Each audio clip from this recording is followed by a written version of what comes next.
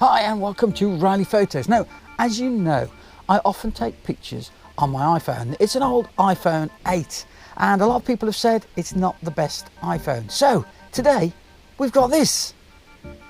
It's an iPhone 12 Pro Max and this is my son Elliot. Hi. And Elliot is on Instagram on Vintage Vantage if you want to give him a follow. Now, you've had that a couple of months. How are you getting on with it? How are you finding it? Quite honestly, it's an unbelievable improvement from the last one.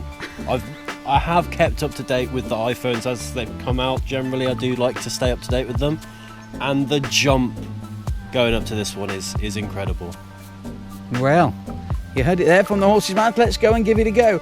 I think the best thing to do is we'll go down and get a pint and something to eat at one of my favourite pubs, the Pandora, and see if we can get a nice landscape to start off with. We're going to choose a number of different things to mark these on. I think we should do maybe a landscape, a straightforward landscape. You've got to try the portrait mode. Portrait mode, okay. Yeah, I've heard about that. Yep. Night mode I've heard about. That's supposed to be Night mode's fantastic, yeah. It picks up a lot of low level light.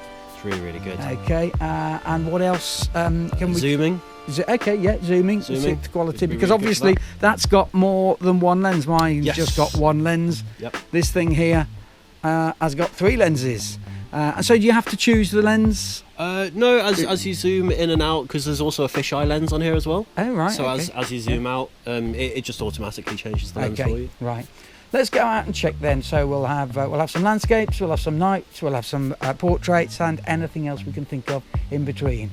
Let's go and see which is best. It's the Pandora, in restaurant near Falmouth, one of the oldest smugglers pubs. And what they've got, if you can see out here, is a pontoon out on the water where you can sit, eat your meal, and really enjoy the scenery. And that's the starting point for my test, because this picture was taken with my iPhone 8.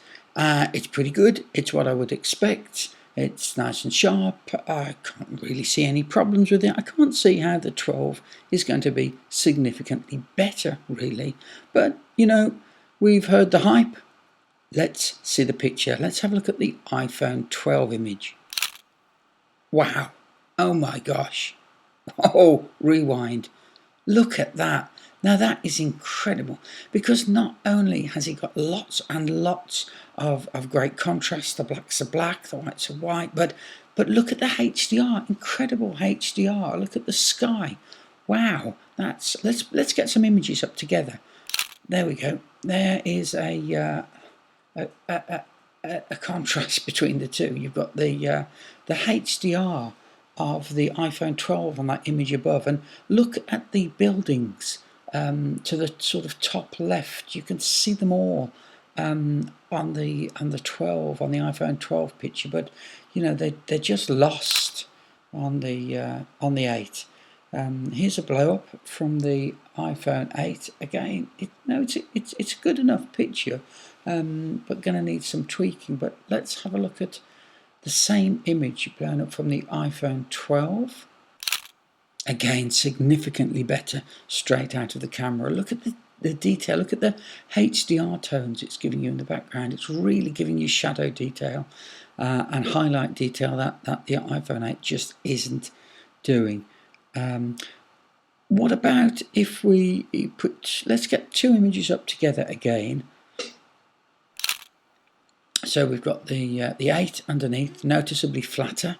The 12 above is definitely got more tone. But what about if we Photoshop some detail in? Look underneath. There we go.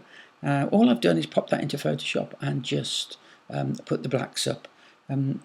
They are much closer images, but if you have a look, they're much closer. But look at that background again. Look at the amount of detail in that area on the far side of the water. Look at the houses. You can see them absolutely clearly on the HDR. Can you see? Look at the detail. It's significantly better on the 12. Absolutely. Look, when I started this video, I had no idea that the 12 was going to be so much better than the 8. I genuinely thought that we're gonna be comparable. But look at the HDR on this shot. Look at the detail. It's absolutely amazing how much detail this 12 is giving you. Put them side by side and look at the sky, look at the difference, look at the tree line. It's black on the 8, it's full of detail on the 12. It is truly astonishing. Can't believe the detail that camera was picking up down there at the Pandora, and in particular the HDR, the amount of detail it got into the sky and into the background. But enough of having loads of light. What about this night photography thing? Let's see if we can do something when it's a little bit darker. So I'm out and we're trying the night shots. The iPhone 8 doesn't do great night shots, but the 12, got a light underneath me here, bit of a Halloween effect. But the 12 is renowned for how well it does the night shots, and that's what we're actually looking at behind us. Look, that is actually the street scene. That is the area we are now going to photograph. As you can see, not a lot of light. So here's the image from the iPhone 8. It's exactly what I expected. Nothing to see here. So let's look at the 12. Oh my gosh, where did that light come from? It's obviously collected the light on a long exposure. That's amazing.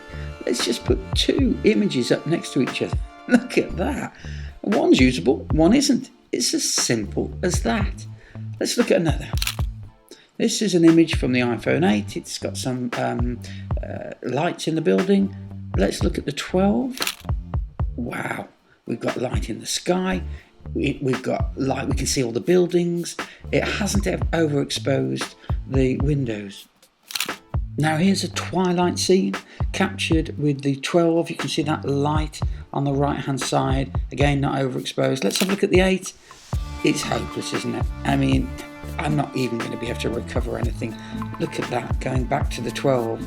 Talk about chalk and cheese. They are two completely different images. Big win for the 12 there. Let's try portrait. I've done a lot of portraits with my iPhone 8. I think it can handle them quite well. I think it might get somewhere with the portrait mode. Let's try that. So here's a standard portrait of me taken on the 8 by Elliot. As you can see, it's not done a great job with the exposure. That's going to have to tweak it up a little bit. In Photoshop, we've made the skin tones okay, but as you can see now, we've bleached out the sky. A little bit of the t-shirt. Not a great job. Let's have a look what the 12 did in portrait mode. Oh wow, that is very, very different. Obviously the portrait mode has given us a wide aperture, which has given us bokeh, which has blurred the background. But more than that, look at the HDR, look at the detail in the sky, look at the skin tones, the tones on the t-shirt. Everything is captured and balanced. That has done a great job. You could have seen me smirking as you said that about portrait mode. Not a chance. Not a chance. No way was it going to beat it. No. And just about every way it beat the iPhone 8, didn't it? I mean, You've got so many possibilities. That's the thing. I mean, the HDR is giving you so much detail. You've got that portrait mode where it can drop the f-stop and give you some bokeh. So it's a completely different look. Yeah, and I didn't show you the effects that you can do live on the screen. I can show you a bit of those now. Okay, yeah.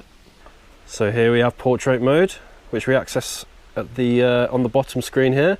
But just above it, you've got some lighting options. What? So here we've got natural light, and you can change the lighting on the camera. Live, yep. So on the screen now, I'm just changing to a studio light, which is just, and it will show you the effect live on the screen. So at the moment, I've put you on contour light, which is what I use mostly. It's a really nice contours, I find. But you can see here, I'm just flicking through, and you get to some more extreme ones now. You can have a stage light, black and white mono, high key.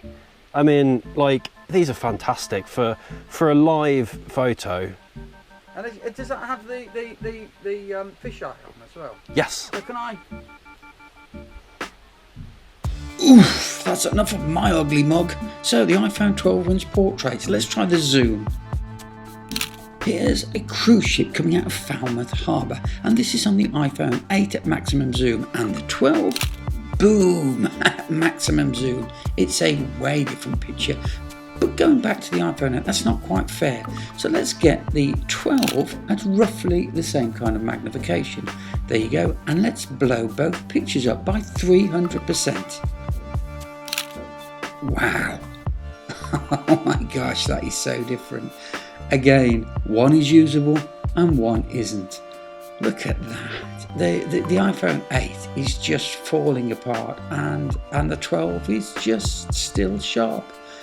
Wow, that's incredible. I mean, it's got to be the iPhone 12 for me from now on. I shall be phoning tomorrow to see where I can get one. It just about one in everything but price. So I'm going to give that a go. It's such a great camera. For now, I'm going to stick with my iPhone 8 and give you, Elliot, your iPhone 12 back. Enjoy it, take some nice pictures with it. I'll see you soon. Enjoy the camera.